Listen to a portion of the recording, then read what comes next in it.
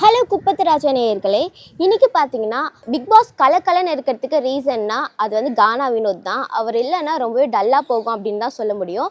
இன்னைக்கு நம்ம அவரோட ஏரியாவுக்கு தான் வந்திருக்கோம். அவரோட வீட்டு முன்னாடி தான் நின்றுட்டு இருக்கோம். நினைவோடு கலந்து எது வீடு உறவோடு இருந்து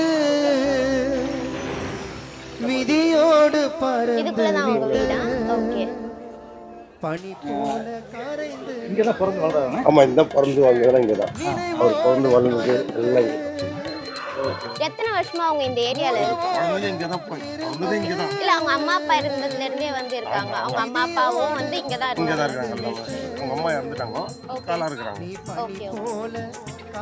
இப்போ நம்ம வினோத் அண்ணா பிறந்து வளர்ந்த வீட்டில தான் இருக்கோம். உள்ள போயிட்டு அவங்க அக்கா கிட்ட வினோத் அண்ணா பத்தி கேட்கலாம். உறவோடு இருந்து விதியோடு பறந்து விட்டு பனி போல கரைந்து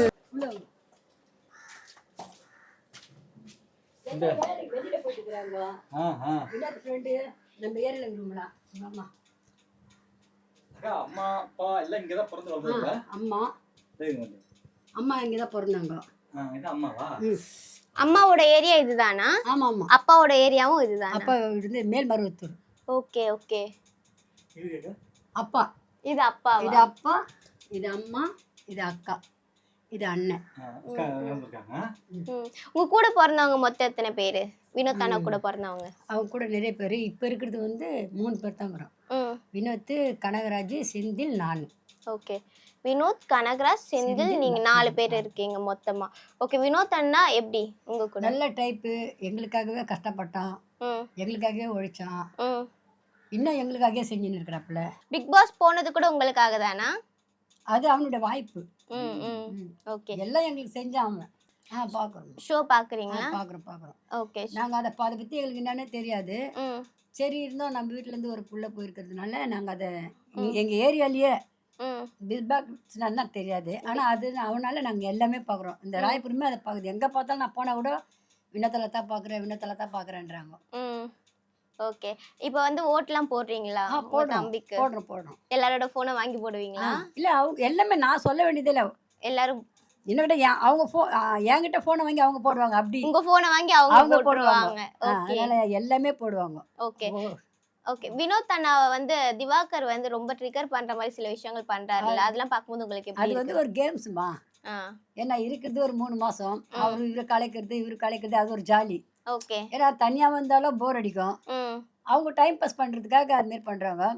ஆனா அவர் வந்து கொஞ்சம் கோவப்படுற பொழுது, இவன் வந்து கொஞ்சம் நார்மலா விளையாடினாலும் அவரு கோவப்படுற பொழுது இருந்தாலும் அவர் என்ன எந்த நிலைமையில இருப்பாரு நம்ம சொல்ல முடியாது. ஏன்னா மனுஷன் ஒரே நிலைமையில இருப்பான்னு நம்ம சொல்ல முடியாது. அதனால அவங்க 2 நல்லா கேம் ஆடுறாங்க. பாக்குறதுக்கு நல்லா இருக்கு. திவாகர் நம்ம குறை சொல்லக்கூடாது. ஓகே. அப்புறம் வினோத் அண்ணா கமருதீன் அண்ணாவோட ஃப்ரெண்ட்ஷிப் பாத்தீங்கன்னா, கமருதீன் என்ன பண்ணாலும் வினோத் அண்ணா வந்து சப்போர்ட்டா நிக்கிறாரு. இவர் தான்ப்பா பெஸ்ட் ஃப்ரெண்ட் அப்படின்ற மாதிரி நிறைய பேர் சொல்லிட்டு இருக்காங்க. சோ அதை பத்தி உங்க கருத்து என்ன? இது ஒரு ஃப்ரெண்டை வந்து நம்ம குறை சொல்லக்கூடாது. ஏன்னா அது தானா வர்றது தான் ஃப்ரெண்டுன்றது. அதனால அவனுக்கு வந்து அவன் மேல ஒரு ஃப்ரெண்டா ஒரு பாசமா இருக்கிறான். அதுக்கேற்ற போல அவனும் சும்மா இல்லையே. வினோத்துக்கு ரொம்ப சப்போர்ட் வரான். அப்ப அவன் வரும்போது ஒரு 2 வார்த்தையாவது இவன் கேட்கறது நியாயம் தானே. அவன் இப்ப நம்ம போறோம் வினோத் கம்முனுக்குறான்ற ஒரு இது வரக்கூடாதுன்று அவன் பேசுறான். ஆனா 2 பேரும் ஃப்ரெண்டா தான் இருக்கிறாங்க. ஓகே, தெரியுது.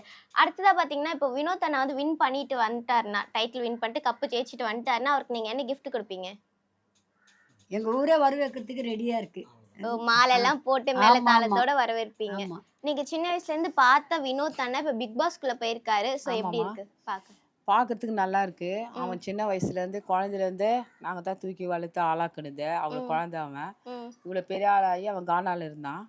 அப்படி இப்படி சின்ன இது கானாதுல முடிச்ச பிறகு இப்போ அவன் பிக் பாக்ஸ்ல போனோன்னு அவனுக்கு ஒரு யோசனை தோணி போயிருக்கான். நல்ல மாதிரி வெற்றி பெற்று வரணுமா அவன். இங்க எல்லாருக்குமே நல்லது.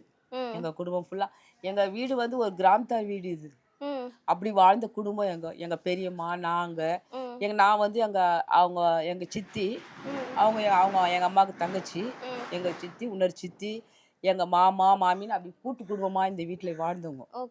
எல்லாம் ஒரு ரூம்ல இருந்தவங்க. அத தலைமுறையா இப்ப இருக்குது. நான் எங்க அம்மாவுக்கு பதிலா நான் இருக்கேன்.